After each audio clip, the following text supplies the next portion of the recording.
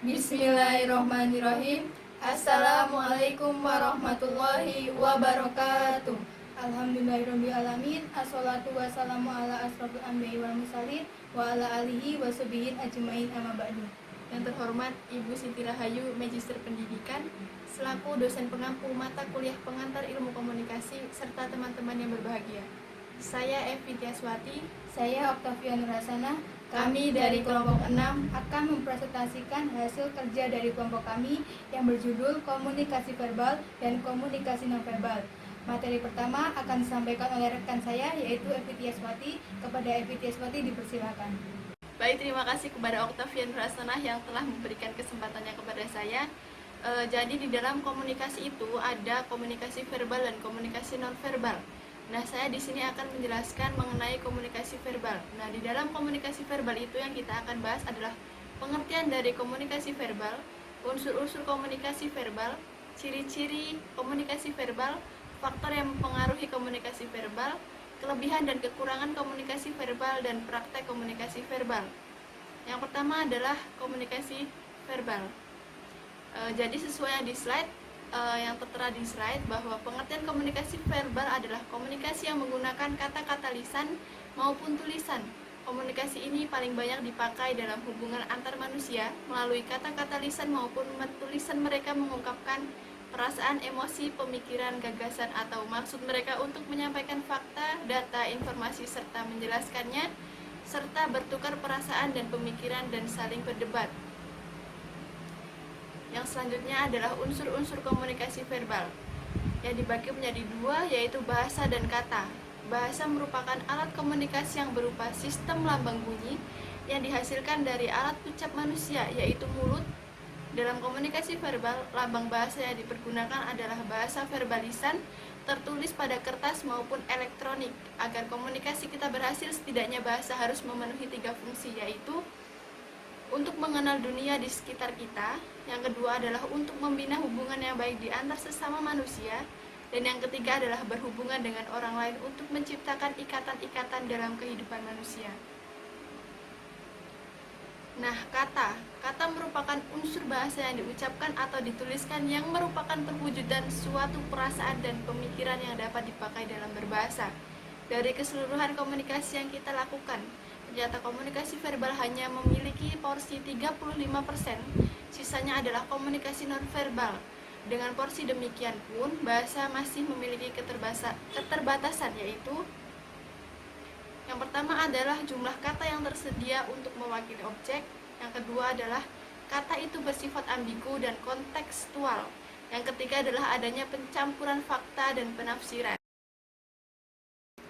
Yang selanjutnya adalah ciri-ciri komunikasi verbal. Yang pertama adalah disampaikan secara lisan atau bicara maupun tulisan. Yang kedua adalah proses komunikasi eksplisit dan cenderung dua arah. Yang ketiga adalah proses komunikasi seringkali ditentukan oleh komunikasi nonverbal itu sendiri. Nah, selanjutnya ada faktor-faktor yang mempengaruhi kelancaran komunikasi verbal. Yang pertama adalah faktor intelijensi, yang merupakan masalah komunikasi yang akan muncul apabila orang berintelijensi tinggi tidak mampu beradaptasi dengan orang yang berintelijensi rendah, misalnya dalam pemilihan penggunaan kata-kata. Yang kedua adalah faktor budaya. Setiap budaya memiliki bahasa yang berbeda-beda. Apabila orang yang berkomunikasi tetap mempertahankan bahasa daerahnya masing-masing, maka pembicara mereka menjadi tidak efektif. Yang ketiga adalah faktor pengetahuan. Makin luas pengetahuan yang dimiliki oleh seseorang, maka makin banyak perbendaharaan kata yang dapat mendorong yang bersangkutan untuk berbicara lebih lancar. Yang keempat adalah faktor kepribadian. Orang yang mempunyai sifat pemalu dan kurang pergaulan biasanya kurang lancar dalam berbicara.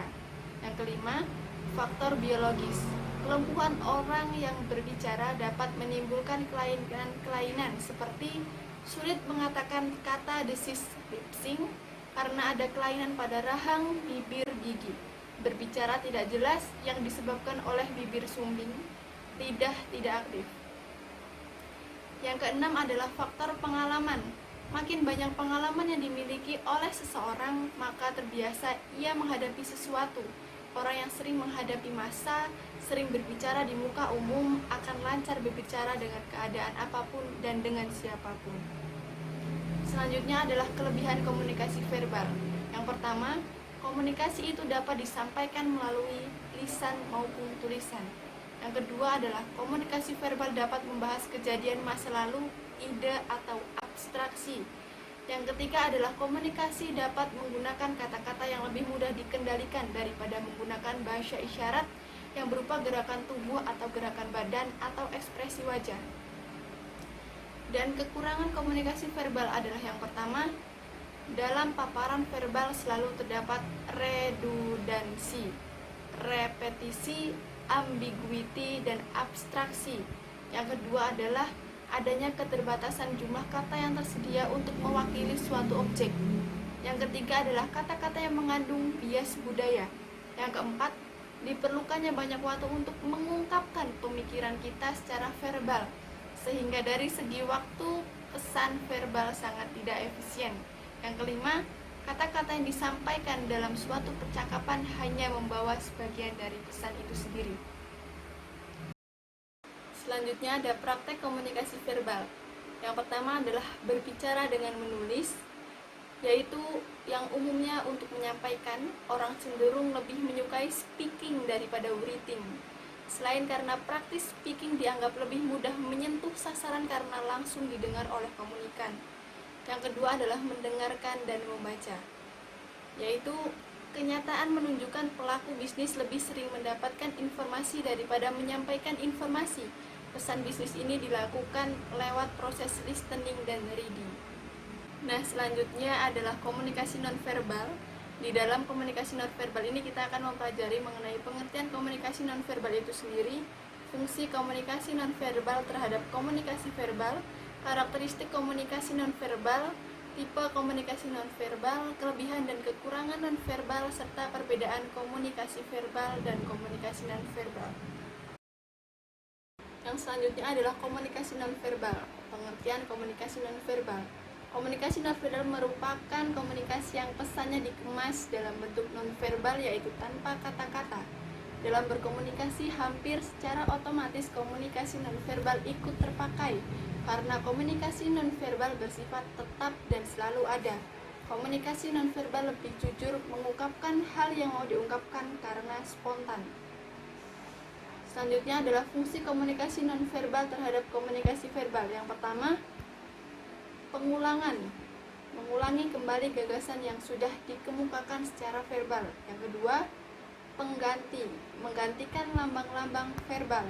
Yang ketiga, pelengkap, melengkapi dan memperkaya makna pesan nonverbal. Yang keempat, memberikan penekanan, penegasan pesan verbal adalah menggarisbawahinya. Yang kelima adalah memberdayakan, menolak pesan verbal atau memberikan makna yang lain terhadap pesan verbal. Yang selanjutnya adalah tipe komunikasi nonverbal. Yang pertama adalah pesan kinestik, yang terdiri dari 3 komponen. Yang pertama adalah pesan fasial atau facial expression, menggunakan muka atau wajah untuk menyampaikan makna tertentu. Gabungan dari mulut, lidah, mata, alis merupakan ekspresi seseorang. Seorang komunikator harus memperlihatkan ekspresi wajah komunikan. Misal, tatapan muka mahasiswa yang mendengarkan pesan dosen, apakah tatapan antusias penuh perhatian dan berminat, atau tatapan kosong, acuh dan tidak memperhatikan. Nah, di dalam slide yang tertera ada ekspresi disgust. Disgust merupakan ekspresi merendahkan seseorang, yaitu yang bercirikan hidung seseorang terangkat dan bibir atas dari seorang komunikan terangkat. Nah, yang selanjutnya adalah fear, merupakan ekspresi dari wajah takut yang merupakan alis terangkat dan disatukan, mengangkat kelopak mata bagian bawah itu tegang dan bibir komunikan tersebut sedikit terbuka. Nah, selanjutnya ada ekspresi senang. Senyum sebenarnya selalu meliputi. Yang pertama adalah ada kerutan di sekitar mata, pipi naik menekan, gerakan pada otot sekitar mata. Nah, ada ekspresi meremehkan. Sudur bibir merapat dan naik hanya pada satu sisi wajah. Yang ketiga yang selanjutnya ada ekspresi sedih, yaitu kelopak mata atas menurun, mata tidak fokus, ujung mulut tertarik ke bawah. Yang selanjutnya ada ekspresi marah, alis ke bawah dan menyatu, mata terbuka, bibir menyempit. Selanjutnya adalah ekspresi terkejut, berlalu hanya dalam 1 detik, yaitu alis naik, mata membesar dan mulut terbuka. Yaitu pesan gestural, menunjukkan gerakan sebagian anggota badan dan tangan untuk mengkomunikasikan berbagai makna. Tentu dalam berkomunikasi menggunakan gestur janganlah berlebihan, karena perhatian komunikan bukan kepada pesan, tetapi lebih kepada gestur tubuh. Gestur tidak bersifat universal, tidak semua gestur dimaknai sama. Ada kesinambungan antara facial expression dan gestural. Yang ketiga yaitu pesan postural, di mana berkenaan dengan keseluruhan anggota badan. Mahrabain menyebutkan 3 makna dari postur. Yang pertama itu immediacy, ungkapan kesukaan atau ketidaksukaan terhadap individu yang lain. Yang kedua yaitu power, di mana mengungkapkan status yang tinggi dari komunikan. Yaitu pesan gestural, menunjukkan gerakan sebagian anggota badan dan tangan untuk mengkomunikasikan berbagai makna. Tentu dalam berkomunikasi menggunakan gestur janganlah berlebihan, karena perhatian komunikan bukan kepada pesan, tetapi lebih kepada gestur tubuh. Gestur tidak bersifat universal, tidak semua gestur dimaknai sama. Ada kesinambungan antara facial expression dan gestural. Yang ketiga yaitu pesan postural, di mana berkenaan dengan keseluruhan anggota badan. Mahrabain menyebutkan 3 makna dari postur. Yang pertama itu immediacy, ungkapan kesukaan atau ketidaksukaan terhadap individu yang lain.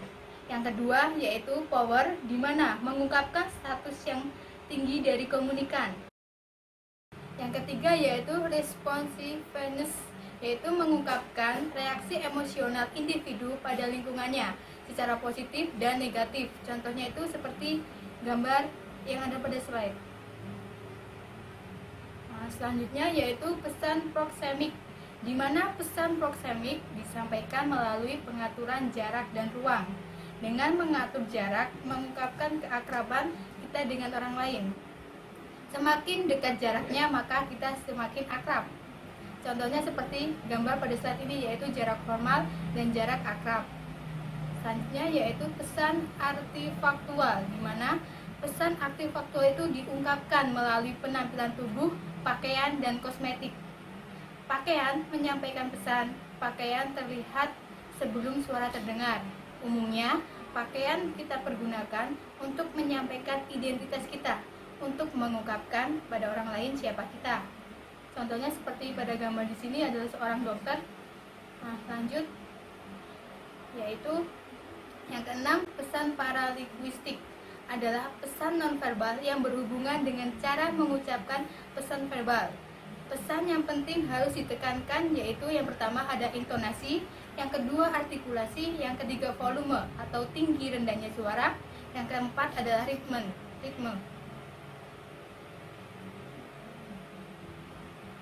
Yang ketujuh yaitu pesan bau-bauan dan sentuhan.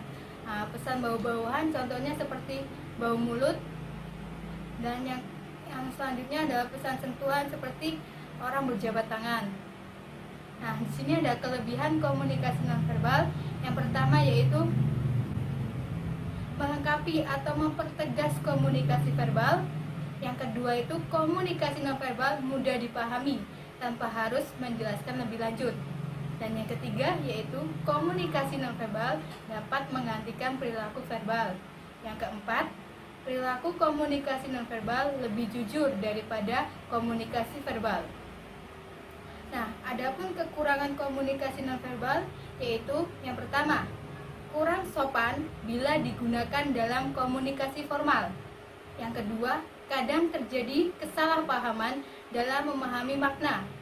Dan yang ketiga yaitu tidak dapat digunakan untuk menyelesaikan masalah. Dan yang keempat, hanya bisa dipakai di lingkungan dan budaya sendiri saja. Nah, adapun perbedaan antara komunikasi verbal dan nonverbal. Yang pertama itu ada struktur dan non-struktur. Di mana komunikasi verbal itu sangat terstruktur dan mempunyai hukum atau aturan-aturan tata bahasa.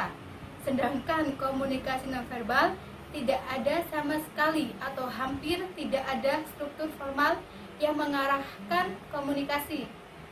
Yang kedua itu ada linguistik dan non-linguistik.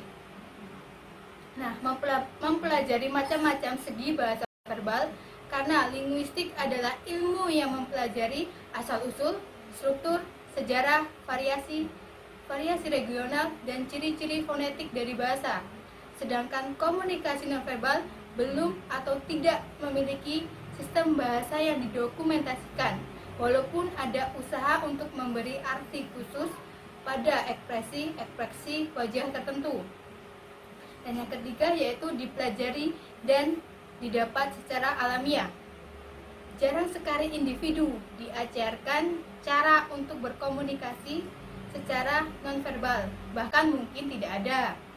Seseorang cukup hanya mengamati dan mengalaminya selama berinteraksi dengan lingkungan sosialnya, maka secara tidak langsung ia akan menggunakan komunikasi nonverbal. Bahkan ada yang berpendapat bahwa komunikasi nonverbal itu merupakan naluri dasar sifat manusia. Nah, sebaliknya, komunikasi verbal adalah sesuatu yang harus dipelajari. Yang keempat yaitu terputus-putus dan sinambung. Komunikasi verbal didasarkan pada unit-unit yang terputus-putus. Misalnya, pada saat kita berbicara, kita berpisah dengan orang yang kita ajak berbicara, sehingga komunikasi kita itu berhenti atau terputus. Sementara komunikasi nonverbal dianggap bersifat berkesinambungan karena bisa atau berkelanjutan atau terus-menerus. Maksudnya, selama tubuh, wajah, dan kehadiran kita masih dalam dipersepsikan oleh orang lain atau diri kita sendiri, berarti komunikasi nonverbal dapat berkelanjutan atau terus-menerus kita gunakan. Yang kelima yaitu pemrosesan dalam bagian otak sebelah kiri dan pemrosesan dalam bagian otak sebelah kanan. Pendekatan neurofisiologik merupakan perbedaan dalam pemrosesan stimuli verbal dan nonverbal dalam diri manusia. Pendekatan ini menjelaskan bagaimana kebanyakan stimuli verbal diproses di otak sebelah kiri, sedangkan komunikasi nonverbal diproses di sebelah kanan. Teman-teman yang dapat kami paparkan mengenai materi komunikasi verbal dan komunikasi nonverbal. Jadi dapat diambil kesimpulan bahwa komunikasi nonverbal itu lebih tua dan lebih dahulu munculnya daripada komunikasi verbal. Dalam berkomunikasi yang efektif perlu ditimbangkan banyak aspek seperti bahasa, intonasi, kecepatan berbicara maupun dari segi subjeknya sendiri, yaitu komunikator maupun komunikan haruslah saling mendukung satu sama lain. Jadi untuk teman-teman yang belum jelas mengenai materi yang telah kami paparkan mengenai komunikasi verbal dan non-verbal, dapat ditanyakan dan kita akan diskusikan di dalam grup pengantar ilmu komunikasi.